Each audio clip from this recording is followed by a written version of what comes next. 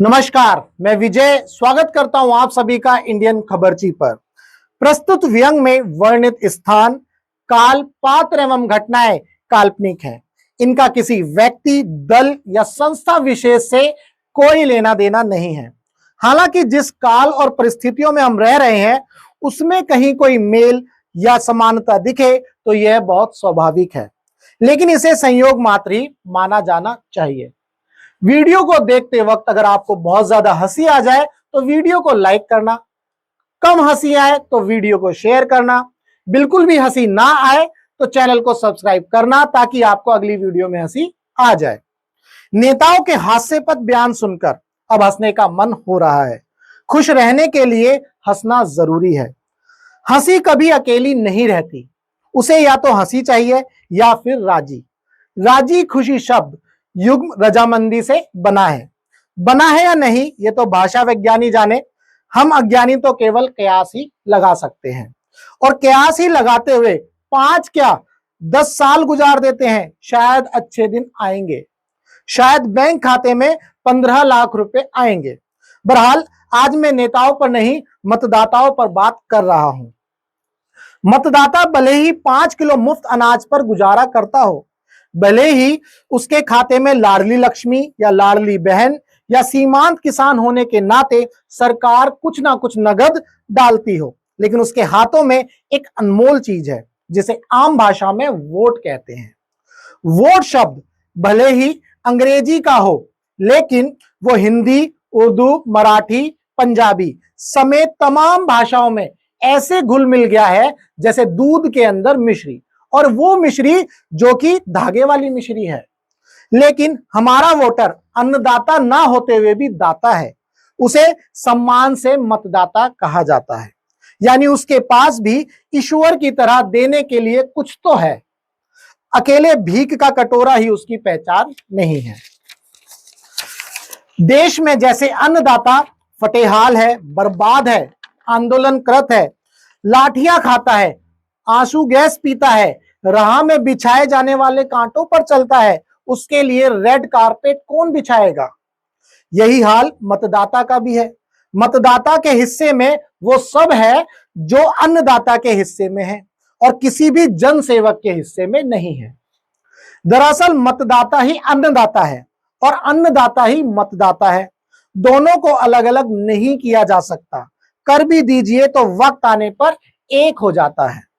मतदाता जब हड़ताल करके भी कामयाब नहीं होता तो उदासीन हो जाता है, परेशान हो जाता है, दान करना भूल जाता है।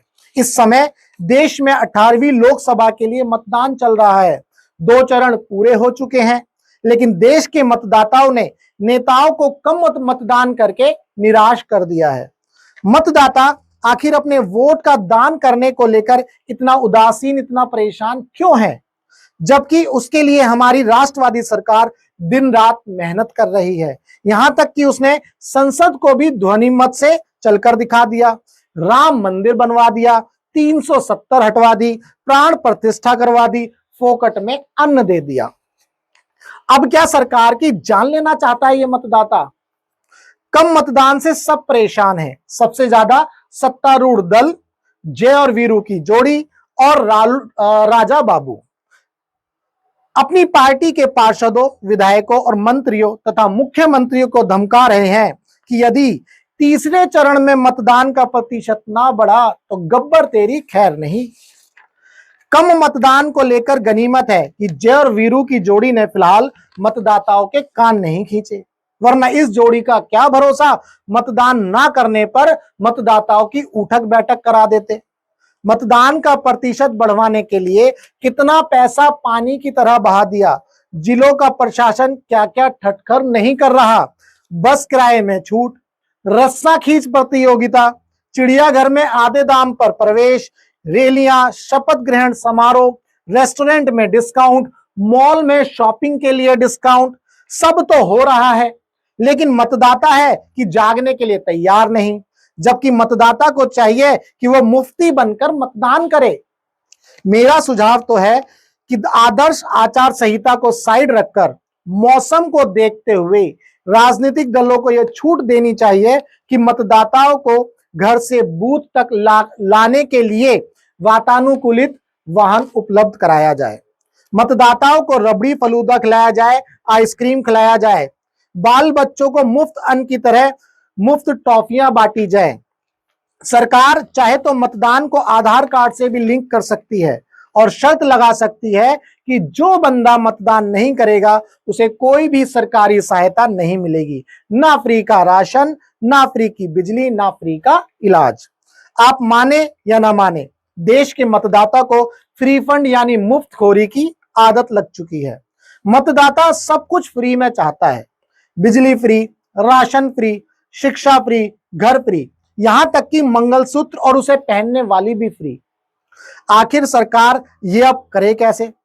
कर भी दे तो सर्वोच्च न्यायालय का क्या भरोसा कि वो इसे फ्री बीज को भी इलेक्टोरल बॉन्ड की तरह असंवैधानिक घोषित नहीं करेगी। मेरा देश के मतदाताओं से अनुरोध है कि वे उदासीनता त्यागें, आईपीएल मैच ना देखें और खूब मतदान करें। यानी शेष 5 बॉल बची हैं और उसको ऐसी डालें कि मजा आ जाए। मतदाताओं को यह धारणा भी तोड़नी चाहिए कि अधिक मतदान से ही सत्ता पक्ष को लाभ होता है या सरकार बरकरार रहती है। यह मिथक है। यह हकीकत ये तभी पता चलेगा जब अधिक मतदान से देश में सत्ता परिवर्तन हो। परिवर्तन ही प्रगति का आधार है। अब मान लीजिए कि यदि मौसम ना बदले तो क्या हो?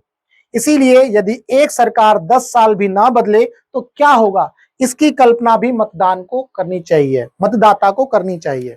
हमारे बुजुर्ग कहते थे कि रोटी हो या घोड़े की जीन, हमेशा बदलते रहना चाहिए, अन्यथा तकलीफ हो सकती है। तो आइए कि इससे पहले कि सरकार आपको सूली पर लटकाए या आपके पीछे ईडी, सीबीआई या पुलिस भेजे, आप घर से निकलिए और जमकर मतदान कीजिए।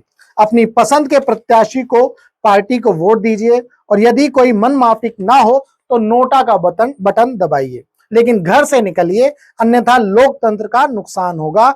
आपको भविष्य में जली हुई रोटी खाना ही लिखा हो तो बात और है।